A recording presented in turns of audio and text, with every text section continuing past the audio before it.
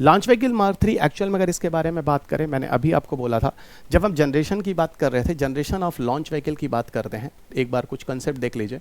जब हम generation of launch vehicle की बात करते हैं तो first generation, second generation, third generation, fourth generation और फिफ्थ जनरेशन लॉन्च व्हीकल की बात करते हैं। फिफ्थ जनरेशन लॉन्च व्हीकल में GSLV MK3 आता है। फिफ्थ जनरेशन में GSLV MK3 आता है, ये लॉन्च व्हीकल आता है। और फोर्थ जनरेशन में भी GSLV आता है, लेकिन यहाँ पर जो GSLV आता है उसमें MK2 और MK1 जैसे लॉन्च व्हीकल्स आते हैं, ठीक है ना। अगर हम LVM3 की बात करें तो LVM3 एक्चुअल में LVM3 ऐसे लिखो या फिर ऐसे लिखो, एक्चुअल में हम इसी GSLV MK3 को कहते हैं जो हमारे देश का 5वीं पीढ़ी का लॉन्च व्हीकल है, fifth generation of launch vehicle है, ठीक है ना। ये है फिफ्थ जनरेशन का लॉन्च व्हीकल और इसी चर्चा के विषय यहाँ पर हम लोग बात कर रहे हैं। देखो जो GSLV होती है उसकी कैपेसिटी कितनी होती है मैं आपको बता दूं। GSLV की कैपेसिटी जो होती है वो लगभग 4000 किलोग्राम तक के मास के सैटेलाइट को आसानी से GTO या GTO से दूर ले जा सकता है।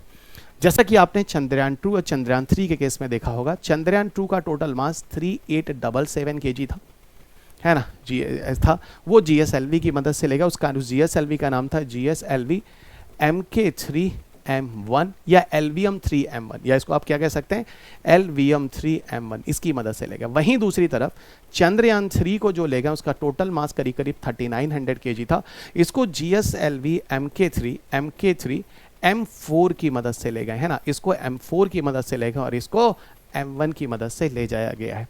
तो ये 4000 किलोग्राम को GTO या GTO से दूर। और वहीं पर देखो अगर 8 टन या 8000 से लेकर 10,000 किलो यानी 10 टन तक का है तो इसको हम लोग लियो में ले जा सकते हैं। इसीलिए देखो जो हमारा गगनयान मिशन की तैयारी है, उस गगनयान मिशन में यही बोला जा रहा है कि वो GSLV MK3 से जाएगा लेकिन इस वाले फीचर से जाएगा, और ये दोनों जो गया है वो इस वाले फीचर से गया। और वैसे भी आप आसानी से समझ सकते हैं, कम मास है तो अधिक दूरी, अधिक मास है तो कम दूरी, ये लॉजिक वैसे भी आपके दिमाग में आता है।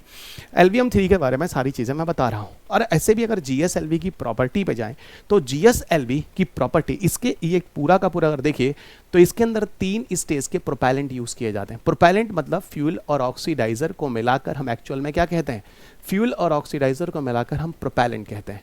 और आपको मैं बताऊं तो किसी मिसाइल्स में और किसी लॉन्च व्हीकल में जो लोग फ्यूल या ईंधन जैसे शब्दों का यूज़ करते हैं उनको एक्चुअल में साइंस टेक नहीं आता है, या उन्होंने कभी मुझसे कंसेप्ट नहीं समझा है। ऊपर जैसे जैसे आप जाते हैं ऑक्सीजन खत्म होता चला जाता है तो फ्यूल नहीं जलता है, इसीलिए। और आप उस हाइट तक जाते हैं जहाँ ऑक्सीजन नहीं होता, उससे भी दूर जाते हैं, काफ़ी दूर तक जाते हैं, तो यहाँ पर एक्स्ट्रा ऑक्सीडाइजर का कंपाउंड भी लेकर चलना होता है। इसीलिए फ्यूल प्लस ऑक्सीडाइजर को हम मिलाकर एक्चुअल में प्रोपेलेंट्स कहते हैं। गॉट इट, मिलाकर हम इसे प्रोपेलेंट्स कहते हैं। तो वही मैं कह रहा हूँ, ये 3 स्टेज के प्रोपेलेंट होते हैं, स्टेप बाय स्टेप स्टेजेस के प्रोपेलेंट जलते हैं। जैसे लॉन्च व्हीकल का वेट धीरे धीरे कम होता जाए ऊपर जाते समय, क्योंकि नीचे से जाते समय उसका वेट बहुत ज़्यादा होता है, क्योंकि अच्छा खासा अमाउंट में प्रोपेलेंट रखना होता है, क्योंकि ऊपर कोई पेट्रोल पंप नहीं है जिससे हम कोई तेल वेल भरा पाएंगे। ये लेमैन भाषा में समझाने का तरीका था। अब यहाँ पे जो 3 स्टेज लॉन्च व्हीकल, उसके पहले स्टेज में सॉलिड नेचर का प्रोपेलेंट यूज़ किया जाता है, दूसरे में लिक्विड नेचर का प्रोपेलेंट यूज़ किया जाता है, और तीसरा होता है इसमें एक्चुअल में हम लोग क्रायोजेनिक इंजन का यूज़ करते हैं। ये क्रायोजेनिक इंजन अपने आप में बड़ा ही स्पेसिफिक होता है।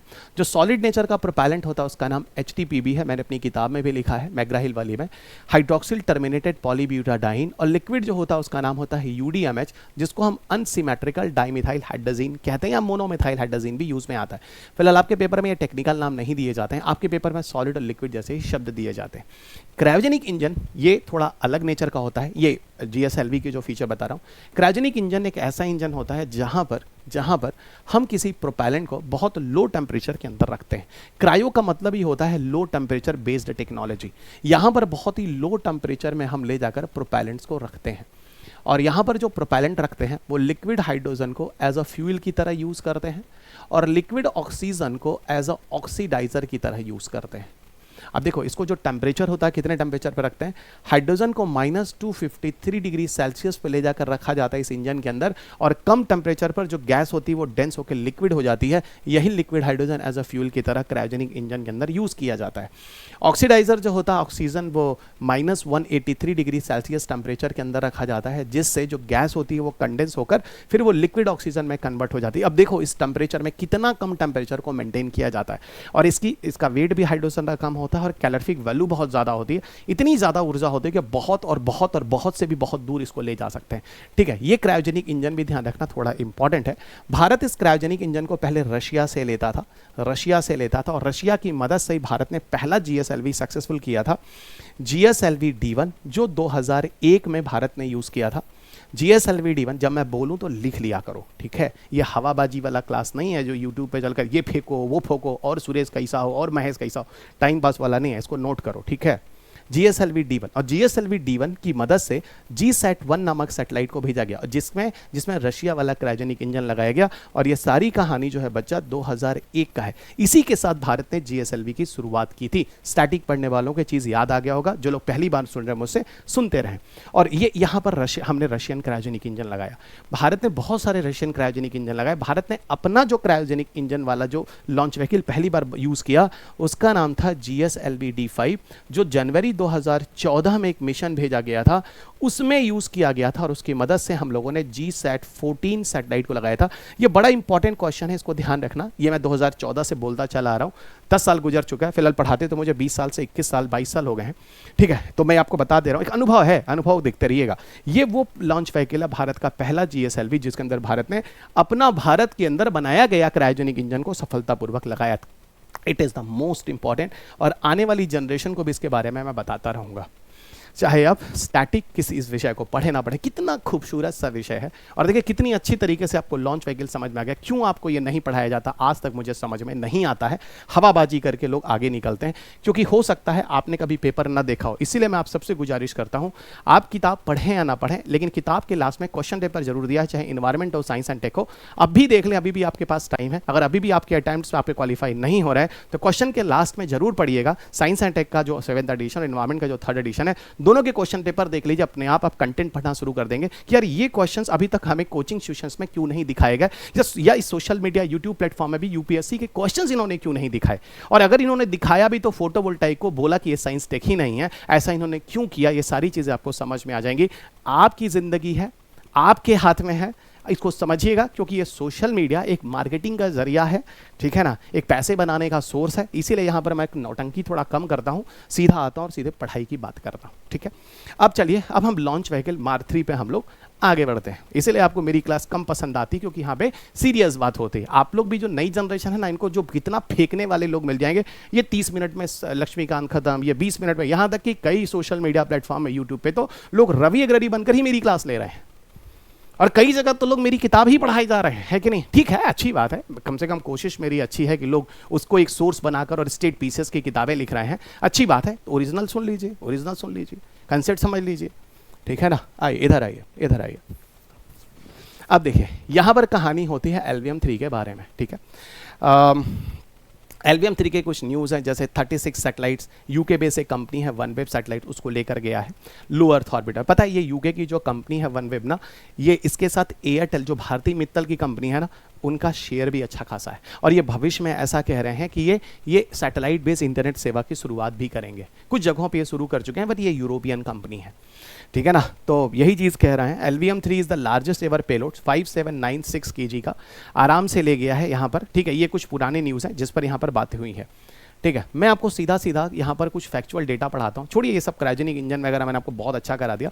वन ऑफ द हैवीएस्ट जो इसको ले जाने की क्षमता रखता है। इधर देखो, LVM 2 previously known as GSLV MK3, है ना। इसी को सारा मैंने आपको बता दिया, क्रायोजेनिक बता दिया। OneWeb कंपनी के बारे में भी आपको शॉर्ट में बता दिया। यूरोपियन कंपनी है, इंटरनेट कनेक्टिविटी वगैरह दे रहा है, और अपनी सैटेलाइट्स को लगाने के लिए उसने भारत की मदद ली थी। वहाँ पे GSLV MK3 M2 की मदद से ही उसको लगाया गया है। तो यहाँ हमारा स्पेस कॉमर्स बढ़ा है, ठीक है ना। अच्छा, ये एक लिस्ट ऑफ सैटेलाइट्स है, और जो अभी नया जो GSLV है, मैं इसरो की वेबसाइट से जाकर इस लिस्ट को लेकर आया हूँ, लास्ट में आपको दिखाता हूँ। जो नए GSLV हैं वो यही दो हैं जो आपको मिल जाएंगे 2023 और 2024 में। 2023 में जो GSLV का यूज़ किया गया था उसकी मदद से NVS-01 भेजा गया था। NVS-01 आपको पता होगा IRNSS-1J के नाम से भी जानते हैं। अब उसका एक नया सीरीज शुरू हो रहा है, मैंने इसके बारे में पीछे डिस्कशन किया था। अब आपके जो वॉचेस होंगे उसको भी आप L1 फ्रीक्वेंसी यानी सीधा सैटेलाइट से जोड़ सकते हैं। इस पर हम लोगों ने एटॉमिक क्लॉक के बारे में भी पीछे के लेक्चर में बात किया हुआ है, आप जोड़िए आपको याद आ जाएगा।